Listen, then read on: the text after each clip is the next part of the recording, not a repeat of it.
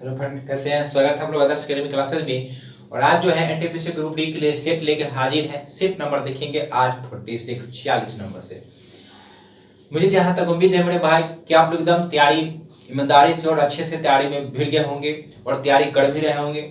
भले ही आप लोग का एनटीपीसी सीबीटी 1 का रिजल्ट नहीं आया है, लेकिन नहीं आने का मेन कारण यह है मेरे भाई, बहुत सारे बच्चे कहते हैं कि एग्जाम हो गया, कब देगा, नहीं देगा।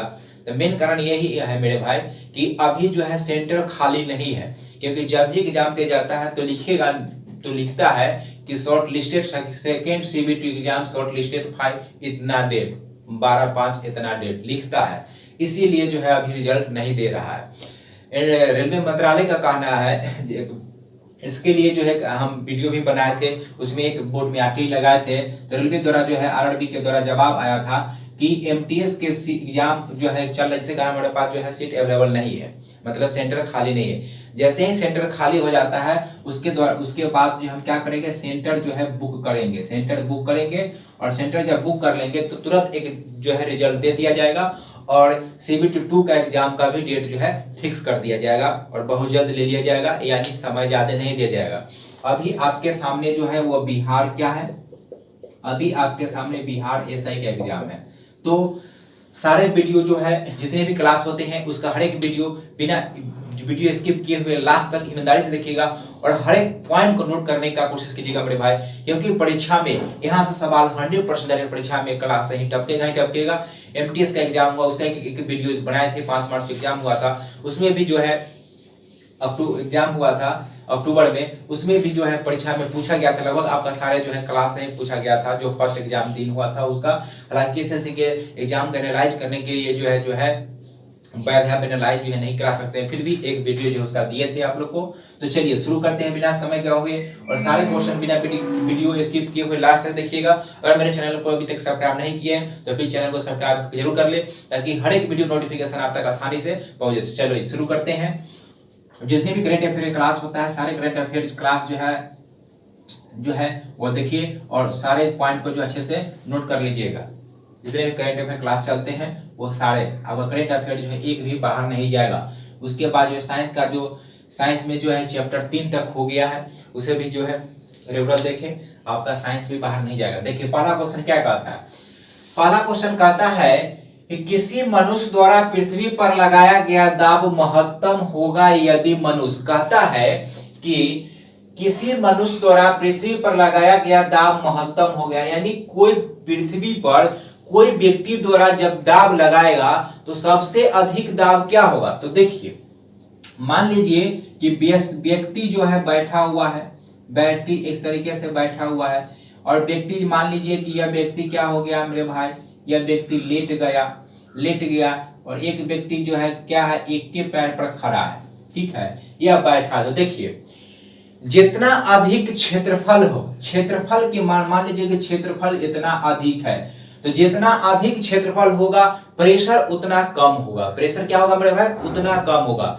और जितना क्षेत्रफल कम होगा, एकदम क्षेत्रफल इतना ही है, इस पर अगर हम दाब लगाते हैं, हौठा से दाबते हैं, तो यहाँ पर प्रेशर का मान जो है अधिकतम होगा।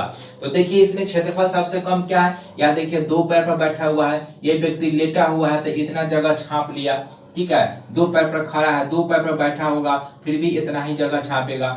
एक के पैर पर खड़ा है बेचारा तो इतने जगह एकदम तनकी जगह छाप रहा है, तो क्या हो जाएगा, सबसे कम क्षेत्रफल पर जो है क्षेत्रफल घेर रहा है, तो दाब जो प्रेशर होगा क्या होगा, अधिक होगा।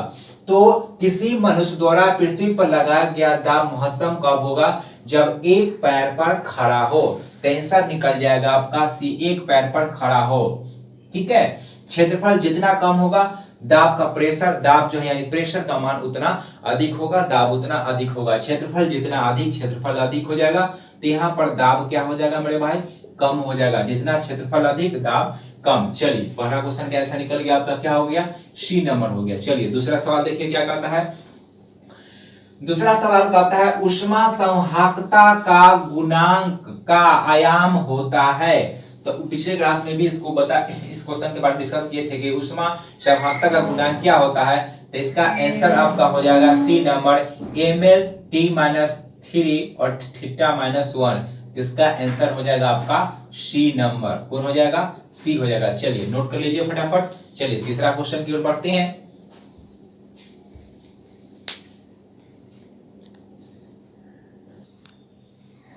चलिए तीसरा सवाल देखिए क्या कहता है।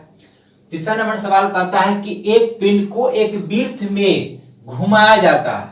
एक पिंड को एक वृत्त, मान लीजिए कि एक वृत्त है, इसमें एक पिंड को, मान लीजिए कि यह पिंड है, इसको घुमाया जा रहा है। देखिए मान लीजिए कि इस पॉइंट से घुमाना स्टार्ट किए वृत्त में, और घुमाते घुमाते फिर यहाँ आ गया, तो यहाँ आ गया, तो दोनों के बीच जो यहाँ पर जो विस्थापन होगा इस वस्तु द्वारा जो किया गया कार्य जो करेगा, तो इसमें विस्थापन क्या हो गया मेरे भाई? जीरो हो गया।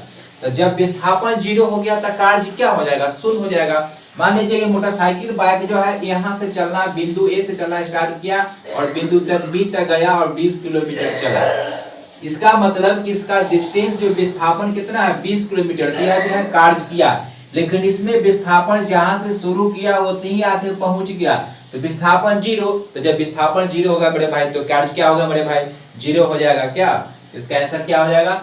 तो किया गया कार्य जो हो जाएगा क्या हो जाएगा? हमेशा शून्य होता है। आंसर हो जाएगा आपका सी नंबर। चलिए चौथा सवाल देखिए क्या कहता है।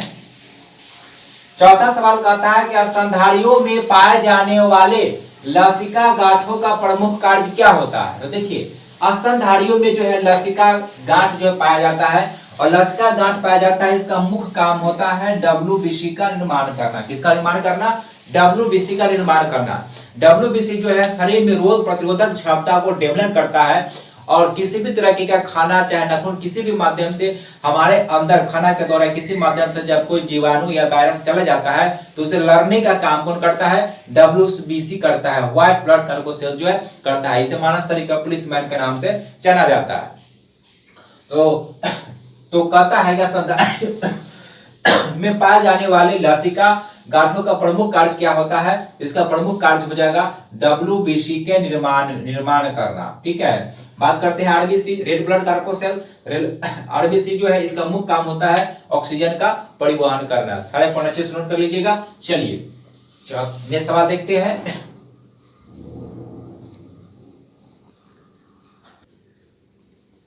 चलिए पांचवा सवाल देख क्या कहता है। पांचवा सवाल कहता है कि जंतुओं के बाह्य कंकाल के निर्माण में सहायक है। जंतु के जो बाह्य कंकाल बनता है, तो जंतु के बाह्य कंकाल बनने में कौन सहायक होता है? तो इसका आंसर क्या हो जाएगा? कार्बोहाइड्रेट हो जाएगा। क्या हो जाएगा? कार्बोहाइड्रेट लिखेगा। और लिखिए कार्बोहाइड्रेट क्या करता है? यह शरीर को क्या देता है मेरे भाई? शरीर को ऊर्जा, लिखिएगा ऊर्जा प्रदान करता है। क्या करता है? ऊर्जा प्रदान करता है। उसके बाद नेक्स्ट पार्ट लिखिएगा, यह न्यूक्लिक, लिखिएगा न्यूक्लिक अम्ल, किसके? न्यूक्लिक अम्ल के निर्माण में सहायक होता है। किसमें? न्यूक्लिक अम्ल के निर्माण में सहायक होता है कौन? कार्बोहाइड्रेट। बात करते हैं प्रोटीन का, तो लिखिएगा प्रोटीन जो है यह जो है एंजाइम, लिखिएगा एंजाइम एवं हार्मोन, एंजाइम एवं हार्मोन के निर्माण में सहायक होता है। एंजाइम और हार्मोन के निर्माण में सहायक होता है कौन होता है? सहायक प्रोटीन होता है। अगर आपसे पूछे कि एंजाइम और हार्मोन के निर्माण में कौन सहायक होता है मेरे भाई, तो इसका आंसर हो जाएगा, क्या हो जाएगा? प्रोटीन एंजाइम और हार्मोन के निर्माण में सहायक होता है। लेकिन बात करते हैं वसा, तो लिखिएगा वसा जो है, लिखिएगा यह प्लाज्मा झिल्ली, किसमें? यह प्लाज्मा झिल्ली, नोट कर लीजिएगा अच्छा से, परीक्षा में टपकेगा। प्लाज्मा झिल्ली के निर्माण में सहायक कौन होता है? वसा। और शरीर के बाहरी आघातों चोटों से भी बचाने का काम करता है वसा। ठीक है, उसके बाद सेल्यूलोज लिखिएगा। सेल्यूलोज जो है ये लिखिएगा यह पादप कोशिका, पादप कोशिका भित्ति, पादप के जो कोशिका भित्ति होती है वह कोशिका भित्ति होती है, वह किसकी बनी होती है मेरे भाई? यह सेल्यूलोज का बना होता है। किसका बना होता है? सेल्यूलोज का। पादप का जो कोशिका भित्ति होती है किसकी बनी होती है? सेल्यूलोज का बना होता है। और सेल्यूलोज का सूत्र होता है C6H10O5 ब्रैकेट और N, यह इसका सूत्र होता है। ठीक है, तो चलिए आंसर निकल गया। कहता है जंतुओं का बाह्य कंकाल के निर्माण में कौन सहायक होता है? कार्बोहाइड्रेट। कार्बोहाइड्रेट का अन्य काम क्या करता है? शरीर को ऊर्जा प्रदान करता है। उसके बाद न्यूक्लिक अम्ल के निर्माण में सहायक होता है। प्रोटीन यह जो है मुख्य रूप से एंजाइम और हार्मोन के निर्माण में सहायक होता है। वसा प्लाज्मा झिल्ली के निर्माण में सहायक होता है। उसके बाद सेलुलोज यह पादप कोशिका में पाया जाता है। पादप की कोशिका भित्ति जो होती है वो सेलुलोज की बनी होती है और सेलुलोज का इसका सूत्र क्या होता है C6H10O5 ब्रैकेट और यह लास्ट में N होता है इंटू N होता है, इसका सूत्र होता है। चलिए सारे पर नोट कर लीजिएगा। चलिए छठा सवाल आते हैं। छठा सवाल देखिए क्या कहता है। छठा सवाल कहता है कि फुट एवं माउथ रोग, फुट एवं माउथ रोग, फुट एवं माउथ रोग इनमें से किसमें होता है। तो देखिए फुट और माउथ रोग जो है जनरली मवेशियों में होता है, पालतू पशु में होता है। मवेशी में हो गया, जैसे यह रोग जो होता है गाय में होता है, उसके बाद आपका भैंस में हो जाएगा, उसके बाद बकरी महाराज में हो जाएगा, बकरी महाराज में हो जाएगा, उसके बाद हो जाएगा किसमें, उसके बाद सुअर में यह होता है, किस में होता है, सुअर में होता है। उसके बाद जो है जंगली जानवरों में भी होता है, पालतू पशु, पालतू पशु, पालतू पशु और जो है हिरन में, और किस में होता है, हिरन में। हिरन में जो है फुट एंड माउथ रोग जो होता है और यह एक संक्रामक रोग है और किसके द्वारा होता है, यह एक विषाणु जनित रोग है। कैसा रोग है, विषाणु जनित रोग है। फुट एंड माउथ रोग जो है एक संक्रामक रोग है, पशुओं में होता है और यह किसके द्वारा होता है, विषाणु के द्वारा होता है। तो चलिए अब देखिए, आप क्वेश्चन कर रहा था गाय भैंस बकरी सुअर पालतू पशु और हिरन में होता है। अब कहता है फुट एंड माउथ रोग इनमें से किसमें होता है। तब कहता बड़े भाई आपका आंसर आसानी से निकल गया, हो गया मवेशी और सुअर। देखिए इसमें भेड़ है, इसमें नहीं, बकरी है लेकिन भेड़ नहीं है इसमें, तो आंसर क्या हो जाएगा आपका, मवेशी और सुअर में होगा। नोट कर लीजिएगा, किसमें होता है, गाय में, भैंस में, बकरी में, सुअर में, सुअर नहीं, सुअर होगा और पालतू पशु और जंगली जानवर वैसे में हिरन में भी यह जो है बीमारी देखने को मिलता है। यह संक्रामक जनित किसके द्वारा होता है, विषाणु जनित रोग है। कैसे फैलता है, विषाणु के द्वारा फैलता है। तो चलिए नोट कर लीजिए, देखते हैं सातवां सवाल, सारे अपने से नोट कर लीजिएगा। चलिए 7 नंबर सवाल बनाए, क्या कहता है देखिए मेरे भाई 7 नंबर सवाल देखिए क्या कहता है। 7 नंबर सवाल कहता है कि रैन कोट के निर्माण में, किसके निर्माण में, रैन कोट के निर्माण में, रैन कोट के निर्माण में किसका प्रयोग किया जाता है। तो देखिए सारे पॉइंट अच्छे से नोट कर लीजिएगा मेरे भाई, बिना वीडियो स्किप किए लास्ट देखिएगा, सारे पॉइंट अच्छे से नोट कीजिएगा।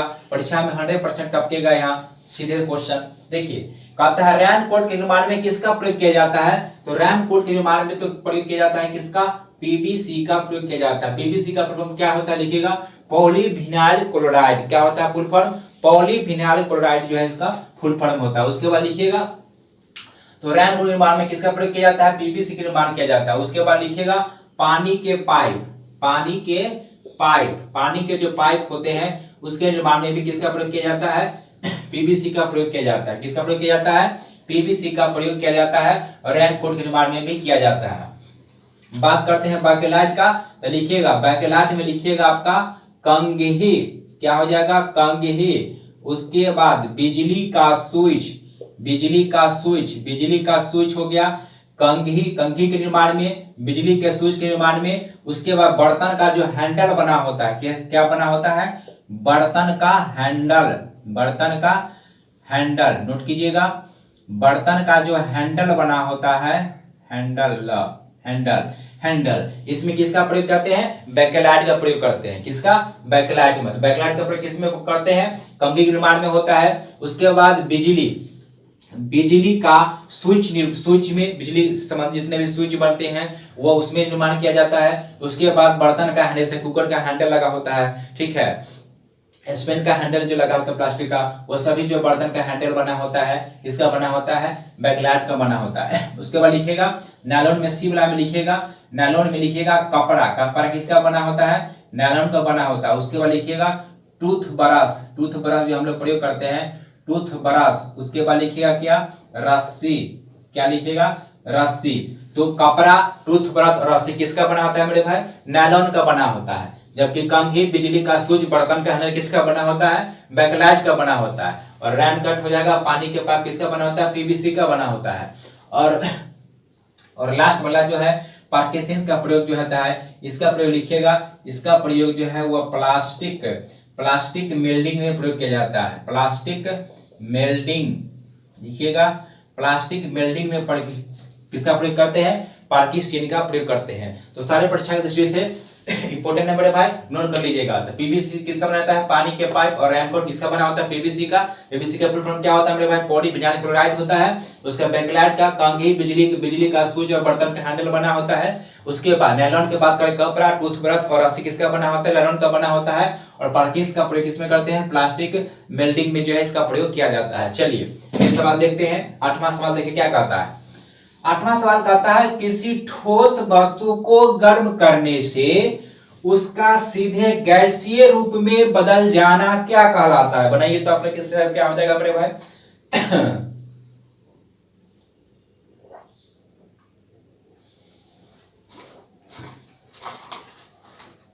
तो देखिए क्या कहता है।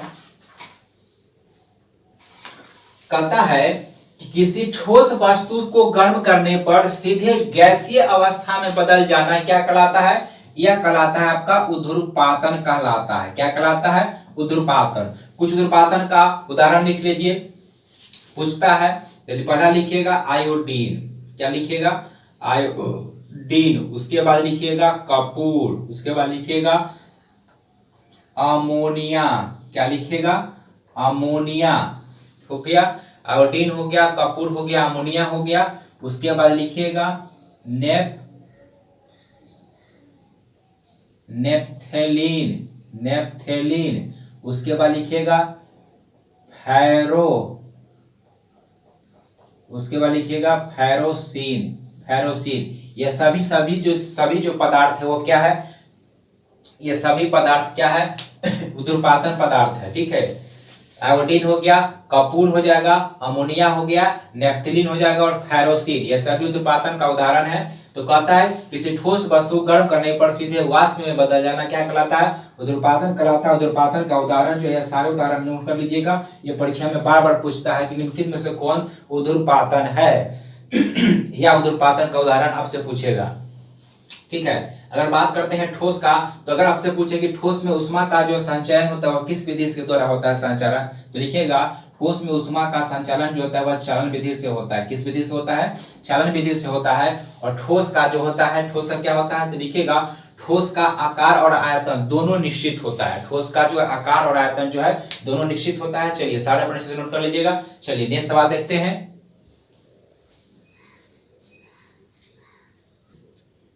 चलिए नेक्स्ट सवाल देखिए। 9वां सवाल क्या कहता है? 9वां सवाल कहता है कि जल के उपचार में ओजोनन की प्रक्रिया क्या कहलाता है? ओजोनन प्रक्रिया है क्या है मेरे भाई? तो जल में कीटाणु रहित जो जल होता है उसमें ओजोन गैस जो है, कीटाणु रहित जल में जो है हम क्या मिलाते हैं? O3 मिलाते हैं और इसके द्वारा उसे जीवाणु मुक्त करते हैं और उसे पीने लायक बनाते हैं। क्या बनाते हैं? पीने लायक हम उसे बनाते हैं। क्या बनाते हैं? पीने लायक बना लेते हैं ओजोन का प्रयोग जो है करके। और यही जो प्रक्रिया होती है, यही प्रक्रिया यह प्रक्रिया जो होता है वो क्या कहलाता है? विसंक्रमण कहलाता है। क्या कहलाता है? विसंक्रमण कहलाता है। तो क्वेश्चन था कि जल के उपचार में ओजोन की प्रक्रिया क्या कहलाती है? ओजोनन की प्रक्रिया क्या कहलाती है? तो वह कहलाता है विसंक्रमण कहलाता है। इसके द्वारा जल में कीटाणु रहित जल जो है जिसमें बैक्टीरिया मौजूद है, खराब जल को पीने योग्य बनाने के लिए जो है इसका प्रयोग जो है ओजोन O3 का जो है प्रयोग किया जाता है। और इस प्रक्रिया को क्या कहते हैं? विसंक्रमण कहते हैं। आंसर हो गया आपका बी नंबर। चलिए नेक्स्ट सवाल देखिए। 10वां सवाल कहता है कि परमाणु वंश का संस्थापक कौन था? बनाइए तो आपको किसका आंसर क्या हो जाएगा? परमाणु वंश का संस्थापक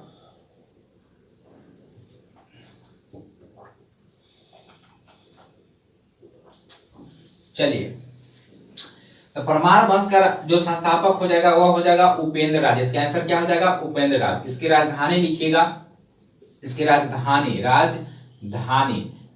इसका कहा था? धरा नगरी। राजधानी कहाँ इसका? धरा नगरी। राजा भोज, तो इस लिखिएगा राजा भोज को जो है कविराज के नाम से जाना जाता है। किस नाम से जाना जाता है?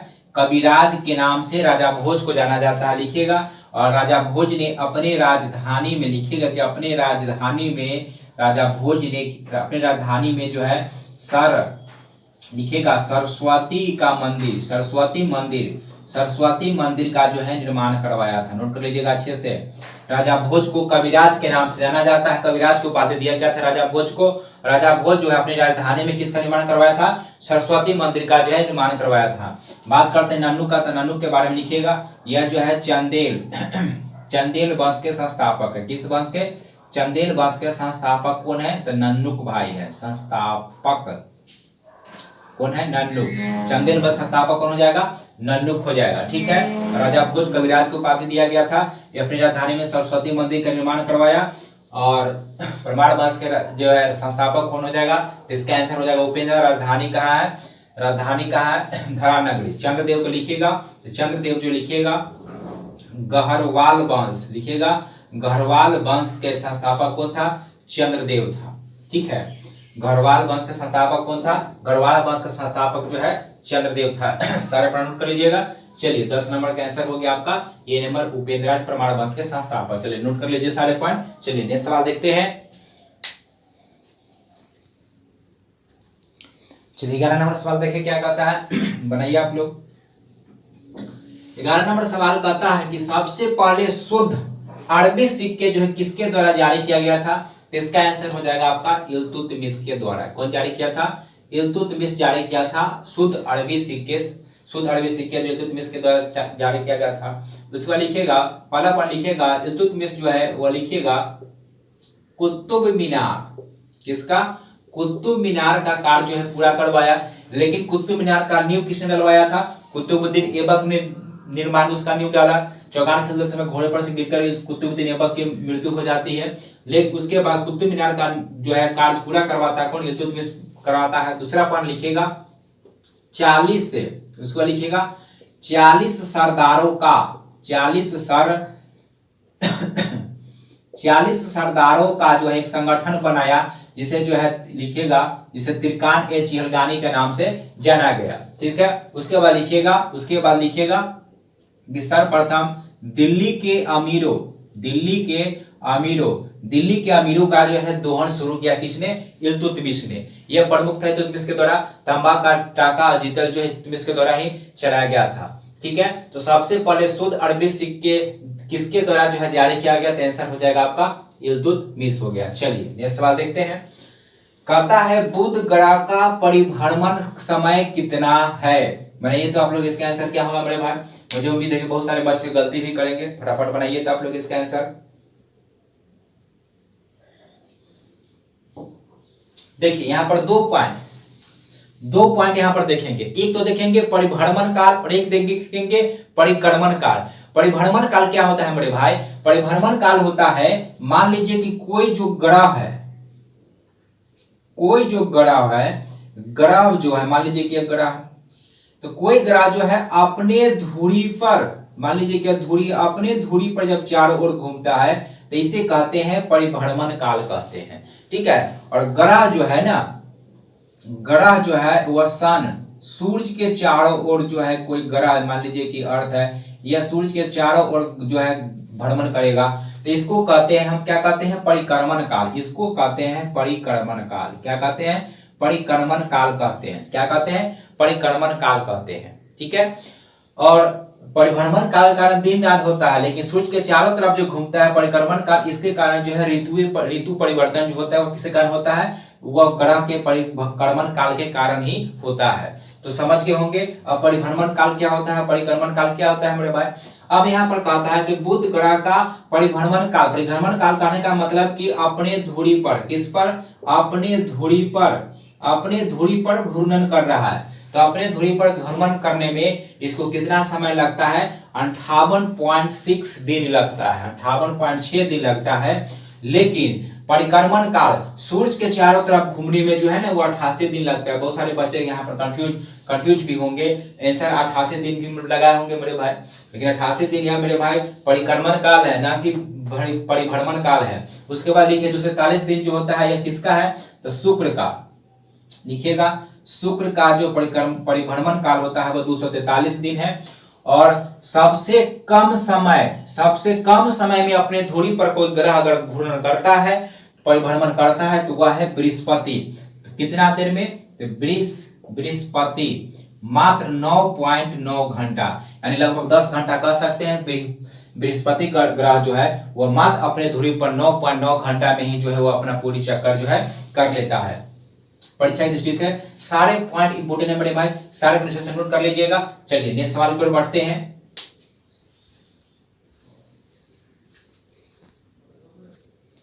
चलिए नेक्स्ट सवाल देखिए 13 में क्या कहता है। 13 नंबर सवाल कहता है कि विश्व का अन्न भंडार के नाम से किसे जाना जाता है। तो यूक्रेन गणराज्य को विश्व का अन्न भंडार या इसी को क्या कहते हैं मेरे भाई, इसी को कहते हैं रोटी का डलिया। क्या कहते हैं, रोटी का डलिया के नाम से जाना जाता है। किसको जाना जाता है, यूक्रेन गणराज्य को जाना जाता है। 13 का आंसर हो जाएगा आपका ए नंबर। चलिए 14 में देखिए, 14 नंबर सवाल कहता है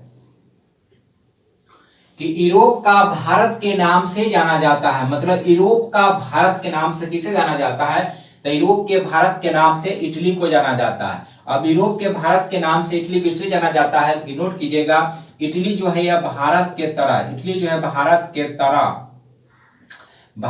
तरह यह क्या है, तो नोट कीजिएगा यह भारत के तरह जो है कृषि प्रधान देश है। क्या है, कृषि प्रधान देश है। भारत के तरह ही इटली कृषि प्रधान देश है। और विश्व में सर्वाधिक जो लिखेगा अंगूर, इसका अंगूर एवं जैतून, अंगूर और जैतून का उत्पादन सर्वाधिक कहाँ होता है, इटली में ही होता है। तो यूरोप का भारत के नाम से किसे जाना जाता है, इटली को जाना जाता है, क्योंकि भारत के तरह ही यह कृषि प्रधान देश है। तो चलिए नोट कर लीजिए, नेक्स्ट सवाल देखते हैं।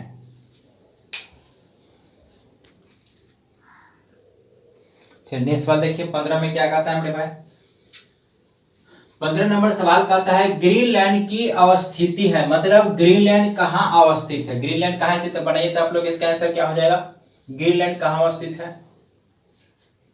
तो इसका तो आंसर हो जाएगा आर्कटिक महासागर। कहाँ अवस्थित है, आर्कटिक महासागर में ग्रीनलैंड स्थित है। कहाँ अवस्थित है, आर्कटिक महासागर में। उसके बाद लिखिए कैरिबियन सागर में क्यूबा, क्यूबा की स्थिति कहाँ है, क्यूबा कहाँ है, क्यूबा द्वीप जो है वो कैरिबियन सागर में कौन पड़ता है, क्यूबा। और ग्रीनलैंड कहाँ है, आर्कटिक महासागर में। उसके बाद लिखिएगा हिंद महासागर में, लिखिएगा हिंद महासागर में, लिखिएगा हिंद महासागर में पूछता है। पहला तो लिखिएगा मेडागास्कर,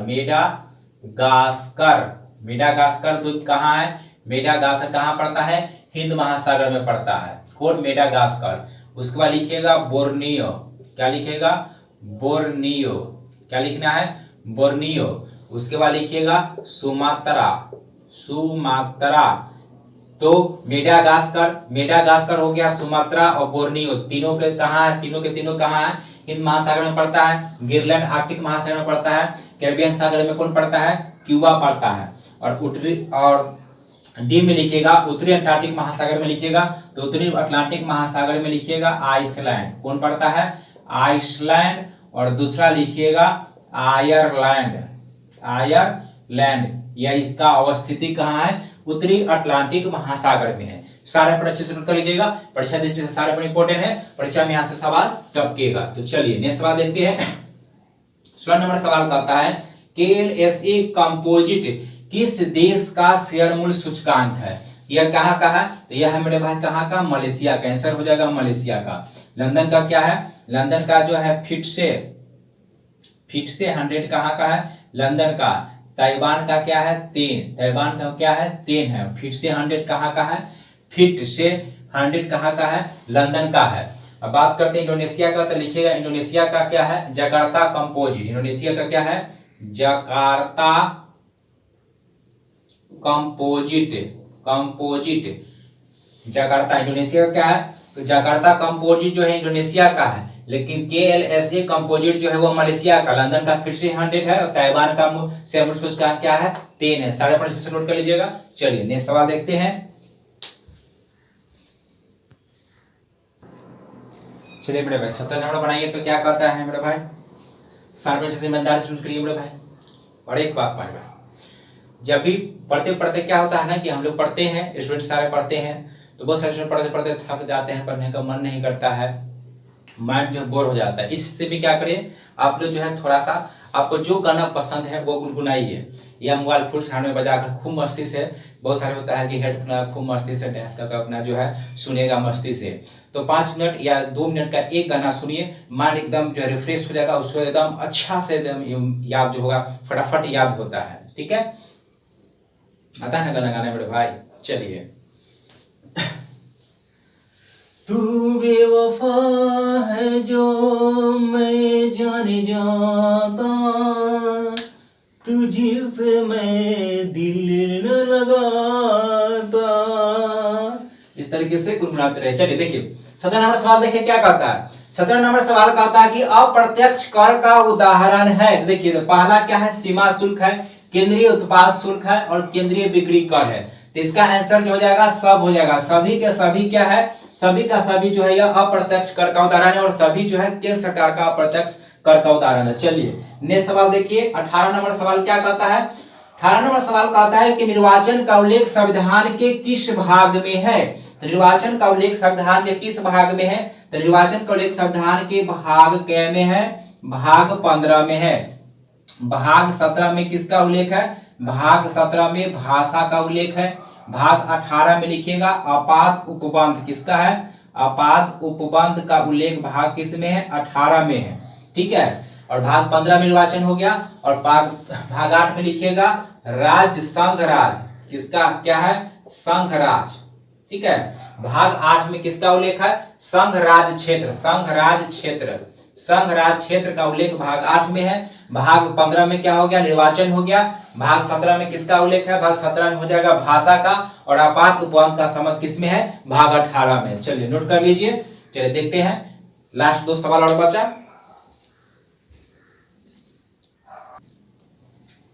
चलिए बनाइए तो नेक्स्ट नंबर में सवाल। तू मेरी जिंदगी है, तू मेरी हर खुशी है। चलिए 19 नंबर सवाल देखिए क्या कहता है। न्यूमेरिकल का सवाल है मेरे भाई। कहता है एक गेंद को 20 मीटर पर सेकेंड के वेग से सीधे ऊपर की ओर फेंका जाता है। कहां फेंका जाता है, सीधे ऊपर फेंका जाता है। 20 मीटर पर सेकेंड के वेग से ऊपर की ओर फेंका जाता है। धरातल से 90 डिग्री का कोण बनाकर फेंका जाता है। कितने डिग्री का कोण बनाकर, 90 डिग्री का कोण बनाकर जो है फेंका जाता है। तो कह रहा है, अब पूछ रहा है कि गेंद का उड़ान काल, या पूछेगा कुल उड्डयन काल।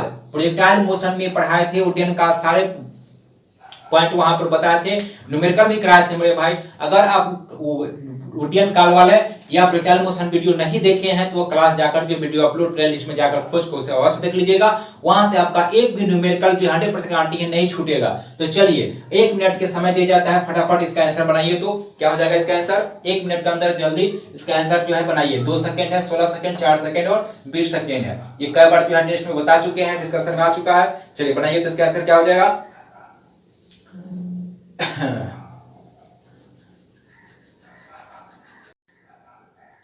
चलिए आपको फॉर्मूला याद नहीं होगा तो लिख देते हैं। T बराबर होता है 2u sin थीटा बटा g, और इसमें एक और थीटा। चलिए बनाइए फटाफट बनाइए। तो T बराबर होता है, यह फॉर्मूला होता है। चलिए बनाइए, मात्र 30 सेकंड बचा हुआ, 30 सेकंड में आंसर बनाइए आप लोग फटाफट, क्या हो जाएगा। चलिए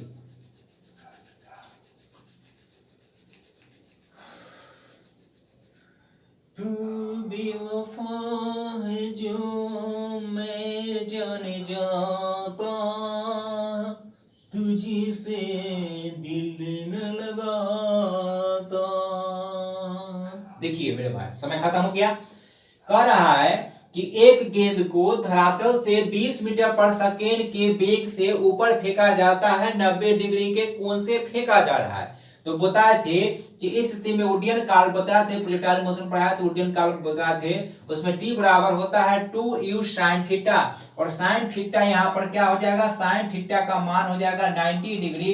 तो sin 90 डिग्री का मान कितना होता है मेरे भाई, 1 होता है। तो बताए थे कि जब थीटा का मान 90 डिग्री हो तो T बराबर हो जाएगा, क्या हो जाएगा, 2u 2u बटा क्या हो जाएगा, g हो जाएगा। तो u दिया हुआ है, वेग दिया हुआ है, u का मान यहाँ पर कितना दिया हुआ है, u दिया हुआ है 20 मीटर पर सेकेंड। u मतलब प्रारंभिक वेग फेंका जाता है।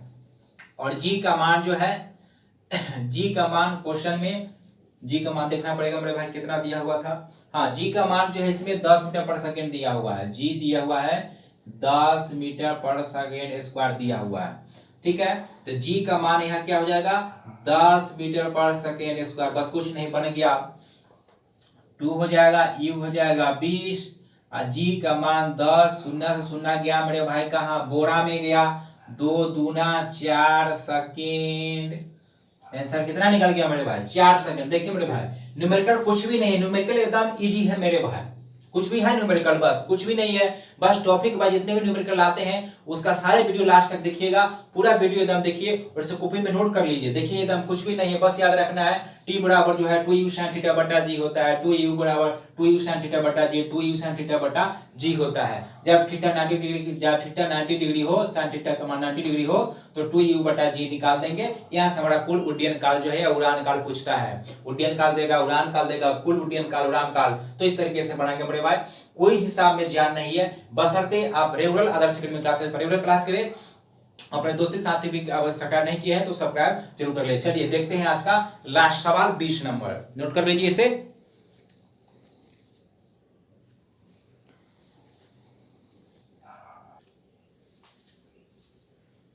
चलिए मेरे भाई, लास्ट सवाल देखिए, कहता है विश्व क्षय रोग दिवस कब मनाया जाता है। बनाइए तो आप लोग फटाफट, इसका आंसर क्या हो जाएगा, विश्व क्षय रोग दिवस जो है कब मनाया जाता है। तो विश्व क्षय रोग दिवस जो है मनाया जाता है, कब मनाया जाता है मेरे भाई, 24 मार्च को विश्व क्षय दिवस जो है मनाया जाता है। इसका आंसर हो जाएगा आपका क्या हो जाएगा, 24 मार्च। 23 मार्च को लिखिएगा विश्व मौसम, 23 मार्च को क्या मनाते हैं, 23 मार्च को मनाते हैं विश्व मौसम, लिखिएगा विश्व मौसम विज्ञान दिवस। विश्व मौसम विज्ञान दिवस कब मनाते हैं, 23 मार्च को मनाते हैं। 22 मार्च को क्या मनाते हैं, तो लिखिएगा 22 मार्च को विश्व जल दिवस मनाते हैं। 22 मार्च को क्या मनाते हैं मेरे भाई, विश्व जल दिवस। विश्व जल दिवस कब मनाते हैं, 22 मार्च को मनाते हैं। और 21 मार्च को क्या मनाते हैं, 21 मार्च को मनाते हैं अंतर्राष्ट्रीय वन दिवस। क्या मनाते हैं, 21 मार्च को बनाते हैं, नोट कर लीजिएगा, अंतरराष्ट्रीय वन दिवस। कब मनाते हैं अंतरराष्ट्रीय वन दिवस, 21 मार्च को अंतरराष्ट्रीय वन दिवस मनाते हैं। अंतरराष्ट्रीय वन दिवस कब मनाते हैं, 21 मार्च को। 24 मार्च को विश्व क्षय रोग दिवस मनाते हैं, कब, क्षय रोग दिवस 24 मार्च को मनाया जाता है। 23 मार्च को विश्व मौसम विज्ञान दिवस मनाया जाता है, विश्व मौसम विज्ञान दिवस मनाते हैं।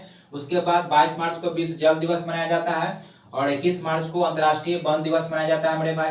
यह था मेरे भाई आज का महत्वपूर्ण 20 क्वेश्चन मेरे भाई, परीक्षा दृष्टि से VVI सवाल था। लगभग क्वेश्चन जो है प्रीवियस, कुछ प्रीवियस क्वेश्चन भी थे, 15 प्लस क्वेश्चन प्रीवियस था मेरे भाई। अगर मेरे भाई आज का क्लास पसंद आया हो, अगर आज का वीडियो आपको पसंद आया हो, आपके लिए हेल्पफुल साबित हो, लगता है आदर्श एकेडमी क्लास पर करने से आपका तैयारी और बेहतर हो जाएगा और आप एनटीपीसी दरोगा फाइनल कर सकते हैं, तो वीडियो लाइक जरूर करें और शेयर जरूर करें। जितने भी शेड्यूल वीडियो है वहां तक वीडियो का शेयर जो है जरूर करें। मिलते हैं फिर नेक्स्ट क्लास में, धन्यवाद।